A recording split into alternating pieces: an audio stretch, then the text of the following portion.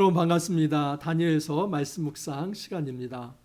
환난과 고난의 시대에 함부로 우리의 신앙을 포기하지 않기를 간절히 소망합니다. 왜냐하면 이 환난과 고난의 시간은 영원하지 않기 때문입니다. 악한 자들이 득세하는 것 같지만 하나님께서 정하신 한계 내에서 득세하는 것입니다. 하나님께서는 마지막 날을 분명히 정하십니다. 그 마지막 날에 최후의 심판을 하실 것이며 모든 악한 자들을 하나님께서 징벌하실 것입니다. 그러므로 우리는 이 세상에 득세하는 권력자들 앞에 무릎 꿇을 것이 아니라 그 권력자들을 심판하실 영원하신 의로우신 그 하나님 앞에 우리가 무릎을 꿇고 믿음을 우리가 드러내야만 합니다. 여러분, 우리는 지금 이제 다니엘서 마지막 부분을 묵상하고 있는 중입니다. 다니엘서 10장에서 12장이 하나님께서 다니엘에게 주신 이 마지막 메시지 있는데, 이 10장은 다니엘이 이제 힘이 약한 상태였지만 하나님께서 그에게 찾아오셔서 위로하시고 메신저로 다시 세운다는 서름격이라고 말씀을 드렸습니다. 그리고 본론의 말씀이 이제 11장 1절에서 12장 4절까지 말씀입니다. 여러분, 여기 안에는 북왕국 이제 셀루코스 왕조, 그리고 남왕국 이 프톨레미 왕국이 서로 갈등하며 또 경쟁하는 모습이 있다는 것을 어제 말씀을 통해서 보여드렸습니다. 여러분, 이렇게 서로 경쟁하면서 나중에 이 셀루코스 왕조 아래에서 이제 안티오코스 4세 에피파네스라고 하는 전무후무한 아주 극악한 왕이 하나 등장을 하는데, 지금 그 말씀에 초점을 맞추고 있습니다. 그리고 이제 12장 5절부터 마지막 절까지 해서 이제 다니엘서가 전체 마무리가 됩니다. 여러분, 우리가 이 말씀들을 보면서 한 가지 분명하게 기억해야 할 것은 역사의 모든 주권이 하나님께 있으며 결코 악은 승리하지 못하며 악한 자들이 이제 그들이 자기의 권세를 가지고 서로 권력 다툼을 하며 그래서 세상에서 득세하려고 하는 것 같지만은 하나님께서 일정한 기간 그 한계를 정해놓은 시간 동안에 활동을 할 뿐이지 그들이 영원할 수 없다 하는 사실입니다. 이 말씀 우리가 깊이 생각해 보면서 이제 좀 더 깊게 오늘 말씀 살펴보도록 하겠습니다. 여러분, 먼저 오늘 말씀의 배경이 되는 역사적 배경을 다시 한번 점검해 드리도록 하겠습니다. 여러분, 북왕국 이제 이 헬라가 4개로 나뉘어졌는데 그 중에 이 팔레스타인과 이 어떤 유프라데스 메소포타미아 지역이죠. 그리고 남쪽에 이제 이 이집트 지역, 그 지역에서 엄청난 두 왕국이 서로 경쟁하고 갈등한다는 것을 말씀을 드렸습니다. 이 북왕국은 바로 셀루코스 왕국이고 남왕국은 바로 프톨레미 왕국입니다. 자, 그런데 이 셀루코스 왕국의 안티오코스 3세, 이 3세라고 하는 존재가 이 프톨레미를 이제 공격해 들어옵니다.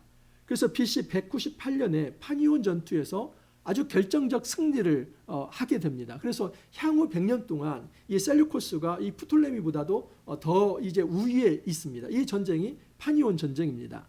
자, 그런데 이 안티오코스 3세가 굉장히 교만했는데 한 가지 오판한 아주 정말 해서는 안 될 그런 사건 하나를 일으킵니다. 그건 뭐냐면 자기의 딸 클레오파트라, 여기 클레오파트라는 나중에 후대에 여러분들이 잘 아는 그 클레오파트라는 클레오파트라 7세입니다. 지금 여기 안티오코스 3세의 딸 클레오파트라는 클레오파트라 1세라고 볼 수 있죠. 그 클레오파트라를 지금 이 프톨레미의 그 왕국의 프톨레미 5세와 결혼을 시킵니다. 이렇게 정략 결혼을 시키면 이제 그의 어떤 이 셀루코스의 어떤 영향이 프톨레미 왕국까지 더 미칠 수 있고 강해질 것이다라고 생각했습니다. 근데 이건 오판입니다. 왜냐하면 그의 딸 이 클레오파트라가 이 남쪽 어떤 이 이집트 편에 그냥 서버린 것입니다. 그러니까 아버지 입장에서는 딸이 배신을 한 겁니다.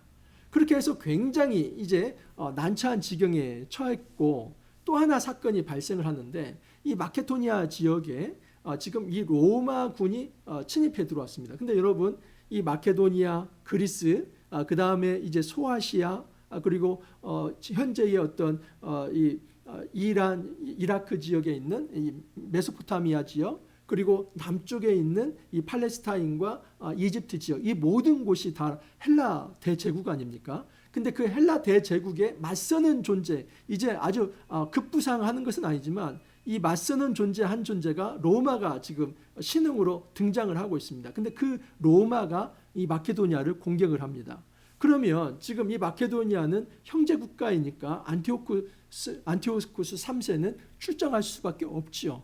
근데 여러분, 이 전쟁에서 BC 190년에 완전히 대패를 하게 됩니다. 그래서 이 안티오쿠스 3세가 이 전쟁에서 대패함으로써 이 로마의 고대 로마가 이제 신흥 아주 이제 나라로 부상하게 되고, 그리고 헬라는 점차로 쇠락을 하게 됩니다. 그 로마의 전쟁 배상금을 대고 또 이제 소아시아 지역의 지배권을 상실을 하고, 그러면서 이 안티오쿠스 3세는 굉장히 이제 쇠락해 갑니다. 그리고 그 전쟁 배상금을 마련하려다가 궁색하게 자기 점령 관할지에 있는 이 벨 신전을 이제 약탈을 하다가 그것이 이제 빌미가 되어서 이 암살을 당하게 됩니다. 그래서 안티오쿠스 3세는 이렇게 아주 이제 쓸쓸하게 그리고 수치스러운 죽음으로 역사의 뒤안길로 사라지게 된 것입니다. 자, 그의 아들이 누구냐면 셀루쿠스 4세입니다. 이 4세가 왕위에 등극을 하게 되고, 그런데 이 셀루쿠스 4세가 오래가지 못합니다. 그리고 나중에 등장하는 존재가 뭐냐면 셀루쿠스 4세의 동생이 안티오쿠스 4세, 우리가 잘 아는 지금 집중해야 할 인물 안티오쿠스 4세 에피파네스입니다.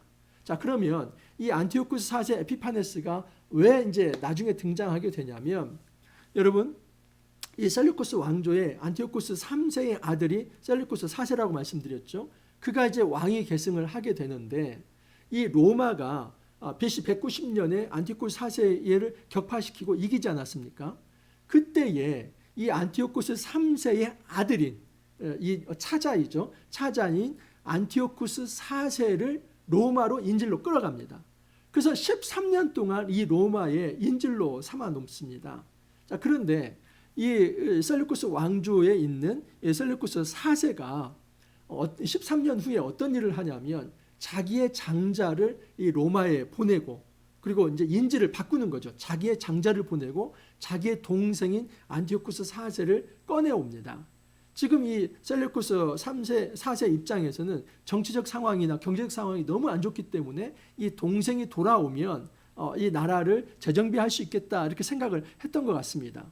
그렇게 해서 이제 다시 불러들이는데 아주 이상하게 이 셀루쿠스 4세는 암살을 당하게 되고, 그리고 그때 이제 안티오쿠스 4세 에피파네스가 급부상을 하게 됩니다. 그는 돌아와서 이 바벨론을 지역에 돌아와가지고 이 권력을 장악을 하게 되는데, 그의 조카가 이제 왕으로 계승된 거 아닙니까? 근데 그의 조카와 한 5년 정도 공동 통치를 하다가 결국 그의 조카를 제거를 합니다. 그리고 아주 권력을 독점하면서 이제 이 셀루쿠스 왕조를 굉장히 튼튼하게 강건하게 세운 자가 안티오쿠스 4세 에피파네스입니다. 자, 그런데 이 안티오쿠스 4세 에피파네스가 정말 가릴 것 없이 그냥 모든 파도와 같이 이 프톨레미 왕조까지 굉장히 이제 강한 이제 이집트 원정을 통해서 승리하는 것 같지만, 이 사람이 그 악한 일을 함에도 불구하고 하나님께서는 그의 시간을 정해놓았다 하는 것입니다. 그래서 어떤 악한 사람의 권세라 할지라도 하나님이 허락하신 어떤 시간 내에서이다. 이제 나중에 이제 12장에 넘어가면 한때, 두때, 반때가 나옵니다. 여러분, 이거 이미 우리가 살펴보지 않았습니까? 한 이레가 나옵니다. 이 71회 중에서 처음에 7이레, 그리고 62이레, 그리고 마지막 한 이레가 나오는데, 그 한 이레의 반절이 바로 한때, 두때, 반때입니다. 이것은 아주 극심한 이 고난의 시대이고 환란의 시대입니다. 그 고난의 시대, 환란의 시대를 주도했던 사람이 안티오쿠스 4세 에피파네스입니다. 이 역사적 배경을 여러분 이해하시면 좋습니다. 자, 11장 20절을 보면 그 왕위를 이을 자가 압제자를 그 나라의 아름다운 곳으로 두루 다니게 할 것이나 그는 분노함이나 싸움이 없이 몇 날이 못되어 망할 것이요. 이것은 셀루쿠스 4세를 두고 하는 얘기입니다. 그래서 그의 왕위를 이을 자라고 하는 것은 안티오쿠스 3세 이후에 왕위를 이었다는 겁니다. 그러나 별다른 일 없이 그 사람은 역사의 뒤안길로 사라졌다는 겁니다. 아까 제가 그의 장자, 그의 아들을 로마로 보내고 14년 동안 인질이 되었던 안티오쿠스 4세를 빼내오는 과정에서 그는 암살을 당했다는 걸 말씀을 드렸습니다. 자, 21절 이하부터는 이제 안티오쿠스 4세 에피파네스가 등장합니다. 또 그의 왕위를 이을 자는 한 비천한 사람이라. 나라의 영광을 그에게 주지 아니할 것이나 그가 평안한 때를 타서 속임수로 그 나라를 얻을 것이며, 여기 등장하는 존재, 이 비천한 사람이 바로 안티오쿠스 4세 에피파네스입니다. 여러분, 이 안티오쿠스 4세 에피파네스는 사실 역사적으로 비천한 존재가 아닙니다. 왜냐하면 굉장히 강력한 힘을 가졌기 때문입니다. 그 13년 동안 로마에서 그는 이 헬레니즘의 그 번성과 로마의 어떤 정책에 감탄을 했습니다. 그래서 그는 비록 13년 동안 인질이었지만 사실은 13년 동안 유학생활한 거나 마찬가지입니다. 그 모든 것을 다 배우고 와서 이제는 이 셀루쿠스 왕조를 통해서 이 헬라 제국을 부흥시킬 그 야망을 가지고 있었던 것입니다. 그래서 그는 비천한 자가 아닙니다. 그런데 성경은 뭐라고 표현하냐면 평안한 때를 타서 속임수로 그 날을 얻었다는 겁니다. 여기는 역사적 배경이 있었죠. 아까도 말씀을 드렸지만 그가 돌아와서 바벨론 지역을 장악을 하는데 그의 조카와 5년 동안 공동통치를 하다가 그 조카를 제거해버립니다. 이런 식으로 그냥 이 권력을 쟁취하는 것이죠. 어떤 평화적으로 그 권력을 이양한 것이 아니라 자기가 가지고 있는 속임수로 조카를 밀어내고 자기가 왕이 되는 겁니다. 그래서 이것을 성경은 아주 명확하게 판단을 하는 겁니다. 꽝 잡는 게 매라고 해서 그냥 어떻게 그냥 성공을 해가지고 그렇게 강한 권력을 가지고 있으면 그를 칭찬하는 것이 아니라 그 모든 과정에서 속임수가 있었고 불의하다면 그것이 잘못되었다는 것을 성경은 이야기하고 있는 것입니다. 자, 이 말씀은 여러분 이미 우리가 살펴보았는데 다니엘서 8장에 이미 나와 있었습니다. 자, 다니엘서 8장을 한번 제가 말씀을 드립니다. 다니엘서 8장 23절 이하입니다. 이 내 나라 마지막 때에 반역자들이 가득할 즈음에 한 왕이 일어나리니 그 얼굴은 뻔뻔하며 속임수에 능하며, 바로 이 사람이 안티오쿠스 4세 에피파네스입니다. 이 사람이 얼마나 이 교만한 사람이냐면 동전에 이 바실레오스 안티오쿠 데우 에피파네스라는 이 문구를 썼습니다. 이 말은 왕 안티오쿠스는 신의 나타남이다, 신의 현현이다. 그러니까 자기를 신이라고 얘기를 하면서 그렇게 교만을 떨던 사람입니다. 그 권세가 강할 것이나 자기의 힘으로 말미암은 것이 아니며 그가 장차 놀랍게 파괴 행위를 하고 자의로 행하여 형통하며 강한 자들과 거룩한 백성을 멸하리라. 그가 꾀를 베풀어 제 손으로 속임수를 행하고 마음에 스스로 큰 체하며 또 평화로운 때에 많은 무리를 멸하며 또 스스로서 만왕의 왕을 대적할 것이라. 그가 사람의 손으로 말미암지 아니하고 깨지리라. 우리 하나님께서는 이 교만한 왕이 정말 영원할 것 같지만은 하나님께서 분명히 깨신다고 말씀을 하는 것입니다. 자, 그 다음에 22절 보면 넘치는 물 같은 군대가 그에게 넘침으로 말미암아 패할 것이요 동맹왕도 그렇게 될 것이며, 여러분 이 넘치는 물 같은 군대가 안티오쿠스 4세 에피파네스에게 오지만 그들이 다 흩어지는 존재가 될 것이다. 그러니까 그 누구도 안티오쿠스 4세를 지금 침범할 만한 그런 능력이 없다는 겁니다. 그러니까 그 지금 이 고대 근동 그 지역을 완전히 안티오쿠스 4세가 장악을 했다라고 볼 수 있습니다. 또한 동맹왕 왕도 그렇게 될 것이다. 이 동맹왕 왕은 엄격히 말하면 이 언약의 지도자라고 볼 수 있습니다. 이 언약의 지도자가 누구냐면 바로 오니아스 3세입니다. 이 오니아스 3세는 대제사장입니다. 자, 근데 이것도 이제 하나의 어떤 배경 설명을 좀 할 필요가 있습니다. 이 오니아스 3세를 제거한 사람이 누구냐면 헬라파 대제사장입니다. 헬라파 대제사장이 누구냐면 메넬라오스인데, 이 메넬라오스는 완전히 친셀류쿠스 파입니다.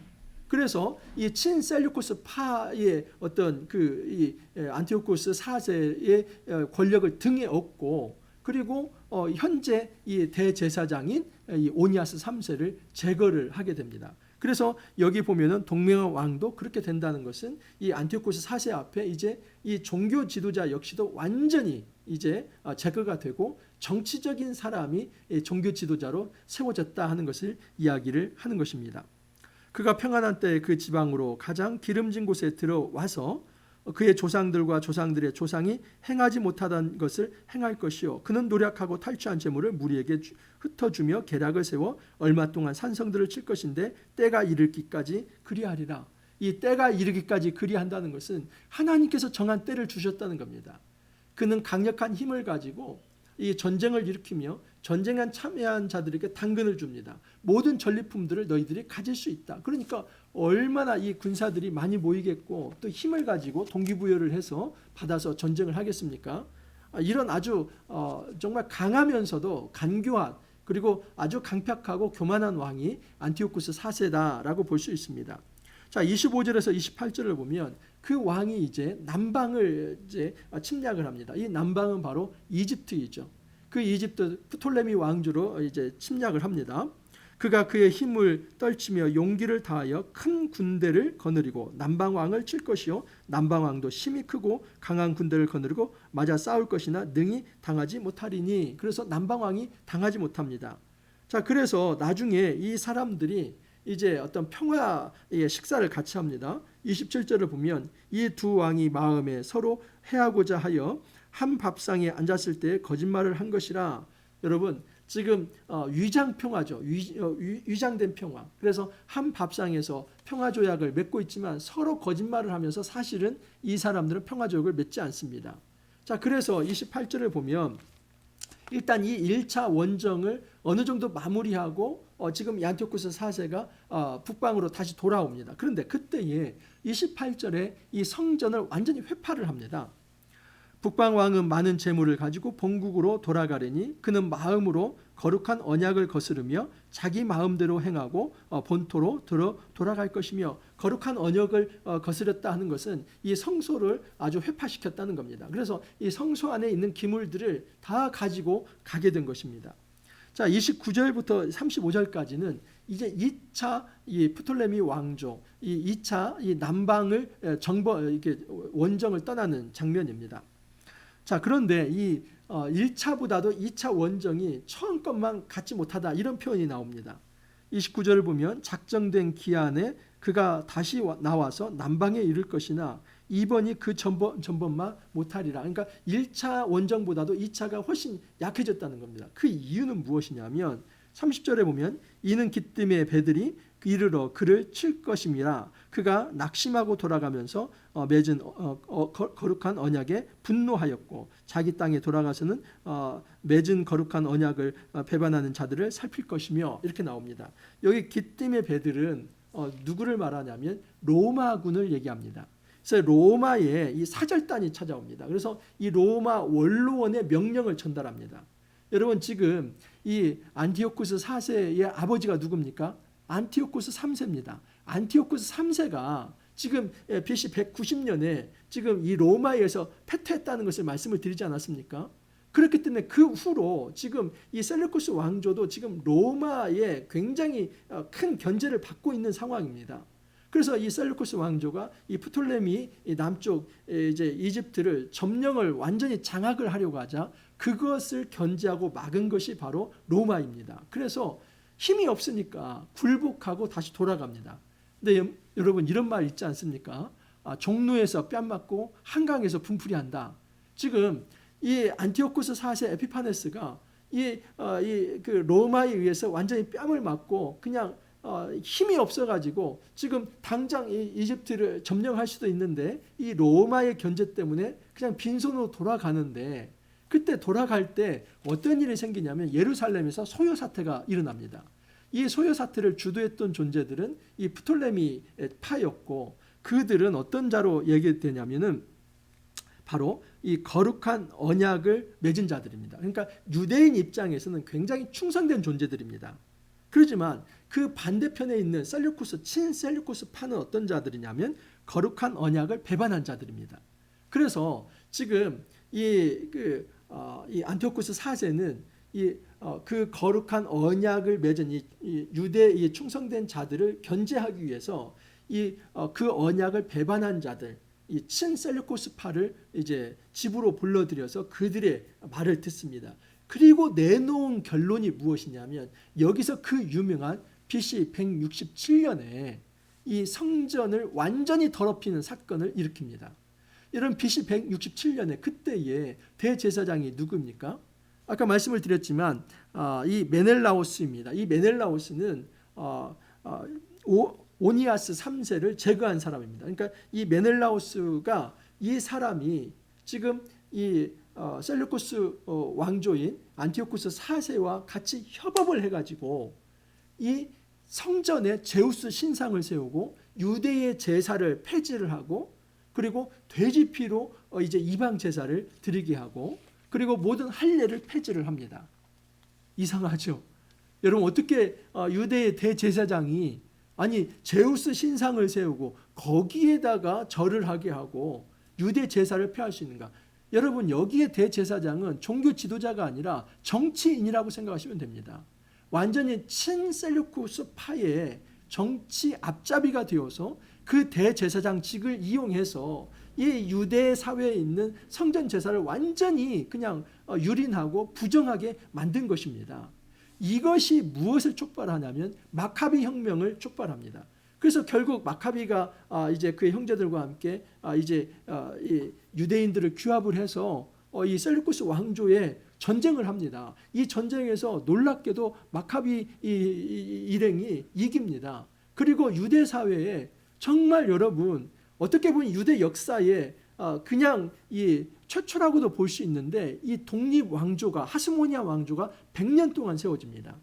BC 164년부터 BC 64년 3년까지 이 100년간 이 유대 왕국이 세워집니다.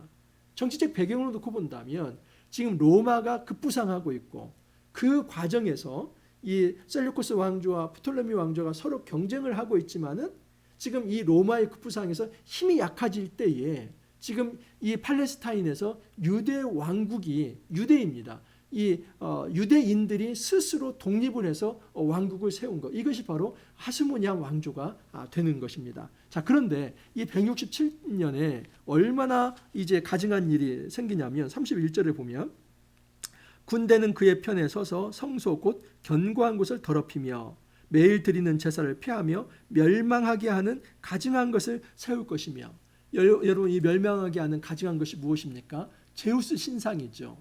근데 여러분 이 안티오코스 4세에게는 어떤 야망이 있었냐면 로마에서 14년 동안 구금되어 있는 동안 그 유학하는 기간에 마찬가지입니다. 그 유학 기간에 그가 이 헬레니즘을 통해서 모든 민족을 통합해야겠다. 그러면 여러분 그리스 로마 신화 체계에서 최고의 신이 누구입니까? 제우스죠. 그러면 이 모든 세계를 이 로마 그리스의 어떤 신화 체계 내에서 통일을 시키려면 제우스가 최고의 신이고 이 유대의 어떤 예루살렘 성전에서도 여호와를 빼버리고 그 여호와의 자리에 제우스를 세워서 이 헬레니즘 세계를 통일시키고자 했던 그 야망이 있었던 것입니다.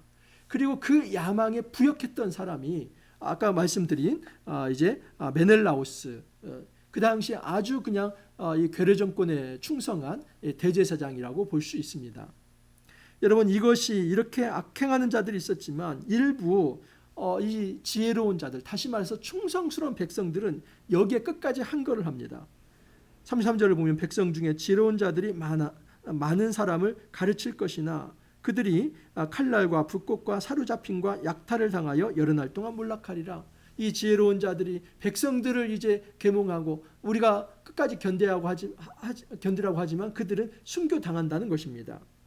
또한 34절도 보면 그들이 몰락할 때 도움을 조금 얻을 것이나 많은 사람들이 속임수로 그들과 결합할 것이고 그래서 많은 유대인들이 아주 이 셀루쿠스 왕조에 이제 그 부역하면서 그게 넘어갈 것이지만 35절에 보면 또 그들 중 지혜로운 자 몇 사람이 몰락하여 무리 중에서 연단을 받아 정결하게 되며 희게 되어 마지막 때까지 이르게 하리니 하면서 결국 여기에서 이제 그들의 이 고난과 환난이 그들을 정결케 하는 수단이 된다라고 얘기를 합니다. 때로는 여러분 고난과 환난이 우리의 삶을 정결케 합니다. 그리고 이 사건 이후로 이제 마카비가 등장을 하고 유대 사회의 독립이 이루어집니다. 그래서 유대 사회에서는 이 마카비를 메시아로도 봅니다. 여러분, 그러나 여러분, 유대 사회에서 이것은 하나의 어떤 그 당시의 정치적 메시아이지, 또 그들은 이제 메시아를 기다리고 있죠. 왜냐하면 나중에 로마의 식민지가 되지 않습니까?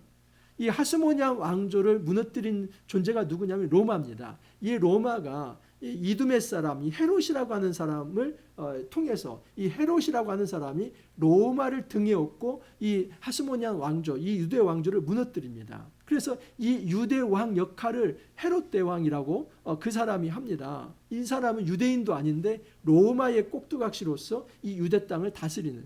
그래서 유대인 입장에서는 사실은 100년간의 이 독립기간이 있었지만 다시 이 로마의 식민 통치로 넘어가기 때문에 이 메시아 사상은 여전히 현재 진행형이 되는 것이죠.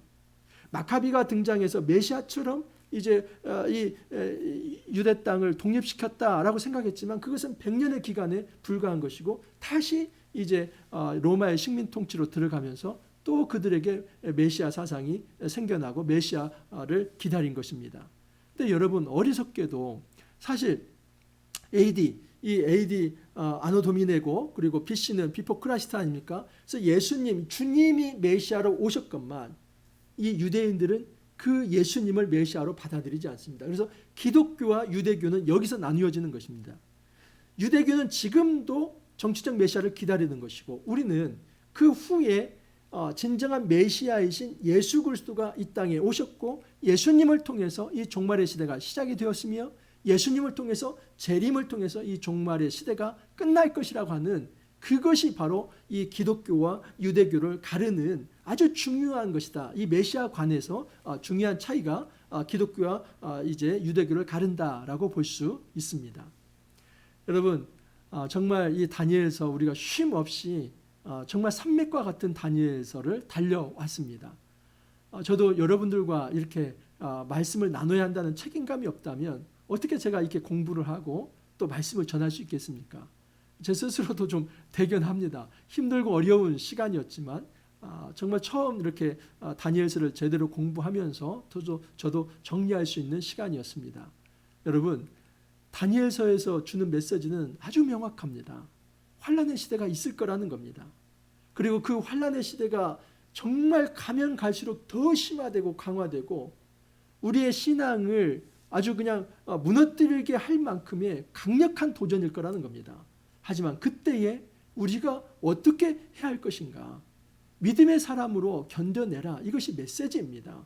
왜냐하면 하나님께서 정한 때까지이기 때문에, 그리고 그것은 영원하지 않고 결국 하나님께서 하나님이 세우신 자들을 통해서 하나님 나라를 돌이게 한다는 것입니다. 마카비가 영원한 메시아가 될 수 없습니다. 여러분, 이 사단과 이 악과 이 죄와 사망의 권세에서 이 사단이 무너지지 않습니까? 근데 그 사단을 깨는 것은 예수님이기 때문에 단지 어떤 이 세상의 정치 지도자가 메시아가 되는 것이 아니라 하나님의 아들이신 예수님이 이 땅에 메시아로 오셨고 그분을 통해서 진정한 하나님 나라가 시작된다는 사실입니다. 우리가 이 깊은 이 하나님 나라 역사 의식을 가지고 오늘의 잠깐의 이 환난과 고난은 잘 이겨낼 수 있기를 바랍니다. 이 거시적인 하나님 나라 역사 의식이 있다면 이 작은 일에 일희일비하지 않습니다.